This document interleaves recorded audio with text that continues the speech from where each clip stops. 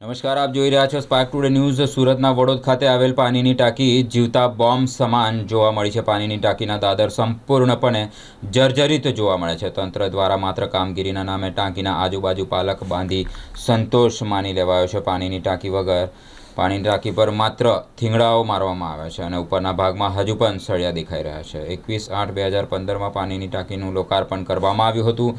તંત્ર મોટી દુર્ઘટનાની રાહ જોઈ રહ્યું હોય તેવું લાગી રહ્યું છે। સુરત જિલ્લામાં તડકેશ્વર ખાતે પાણીની ટાંકીની ધરાશાયીની ઘટના બાદ પણ સુરતનું તંત્ર શીખ લેતું નથી। પાણી સમિતિ ચેરમેન ટાંકી બાબતે પૂછવામાં આવતા જણાવ્યું છે કે પાણીની ટાંકીનો રિપોર્ટ નેગેટિવ આવ્યો છે અને પાણીની સપ્લાય બંધ કરી દેવામાં આવી છે, પરંતુ બંધ પડેલી ટાંકી પણ તંત્ર ઉતારવા માટે આળસ બતાવી રહી છે। નમસ્કાર, હું ધર્મેશ ભંડેરી, પ્રમુખ આમ આદમી પાર્ટી સુરત શહેર, કાઉન્સિલર વોર્ડ નંબર 17 સુરત મહાનગરપાલિકા। સુરત મહાનગરપાલિકાના ભારતીય જનતા પાર્ટીના શાસનને 30 વર્ષ કરતાં વધારે સમય થઈ ગયો અને 30 વર્ષના સમયમાં ભ્રષ્ટાચારના અનેક ઉદાહરણ આપણે જોયા છે। ત્યારે સુરત મહાનગરપાલિકાની વડોદ ખાતેની આ પાણીની ટાંકી જે આજથી 10 વર્ષ પહેલાં બની હતી, જે ટાંકીને આપણે જોઈ શકો છો કેવી દયનીય હાલત છે। આ પાણીની ટાંકી ગમે ત્યારે પડી જાય એમ છે। 2015માં 8મા મહિનાની 21 તારીખે શુક્રવારના રોજ એ સમયના તત્કાલીન મેયર શ્રી નિરંજનભાઈ ઝાંઝમેરાની આગેવાનીમાં એમના પ્રમુખ સ્થાન હેઠળ આ ટાંકીનું લોકાર્પણ કરવામાં આવેલું।